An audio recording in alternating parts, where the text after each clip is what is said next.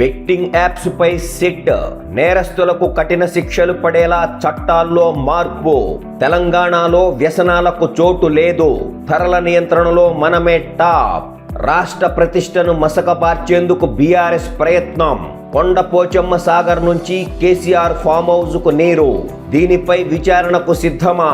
ప్రాజెక్టులపై కేసులు వేసిన వారందరూ బీఆర్ఎస్ లోనే ఉన్నారు. పదవులపై కేసీఆర్ ఫ్యామిలీలో పోటీతోనే మాకు తలనొప్పి. అసెంబ్లీలో ముఖ్యమంత్రి రేవంత్ రెడ్డి. విద్యా విధానంలో ప్రక్షాళన తప్పదు. ఇప్పుడున్న పాలసీ ఆందోళనకరంగా ఉంది. అందరితో చర్చించాకే నిర్ణయం తీసుకుంటాం. శాసన మండలిలో సీఎం రేవంత్ రెడ్డి ప్రకటన. సీఎంతో సిస్కో బృందం భేటీ. స్కిల్ యూనివర్సిటీలో నైపుణ్య శిక్షణ కోసం ఎంఓయు. 3 నెలల్లో council building ready. Assembly council ఒకే ప్రాంగణంలో ఏర్పాటు. మంత్రి శ్రీధర్ బాబు. ఢిల్లీ పటౌడీ హౌస్లో పీపీపీ పద్ధతిలో తెలంగాణ భవన్ నిర్మాణం. మున్సిపల్ పంచాయతీరాజ్ చట్ట సవరణ బిల్లులకు ఆమోదం. మేయర్ ఎన్నికలలో రాజ్యసభ సభ్యులకు ఓటు. శాసన మండలిలో ఏకగ్రీవం. మహిళలు తలుచుకుంటే ఏదైనా సాధించొచ్చు. దేశాన్ని ఆర్మీ రక్షిస్తున్నట్టు సంఘాలు మహిళల్ని రక్షించాలి.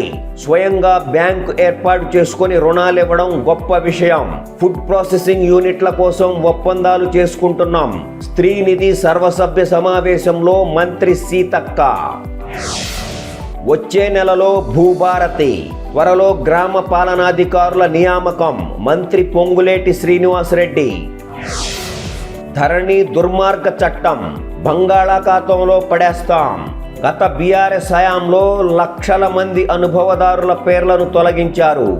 వారి స్థానంలో 70 ఏళ్లు వెనుక ఉన్న జమీందారుల పేర్లను ఎంట్రీ చేశారు. రెవెన్యూ శాఖ పద్దులపై చర్చలో డిప్యూటీ సీఎం బట్టి విక్రమార్క ధ్వజం. రేవంత్ సర్కార్కు జై కొట్టిన గ్రోక్. కేసీఆర్ కంటే మెరుగైన పాలన అంటూ ప్రశంస. నిరుద్యోగాన్ని తగ్గించారని కితాబు. సోషల్ మీడియాలో chat bot comments viral. Telangana నుంచి 1.21 లక్షల కోట్ల ఐటీ ఎగుమతులు. కేంద్ర ఐటీ శాఖ సహాయ మంత్రి జితిన్ ప్రసాద.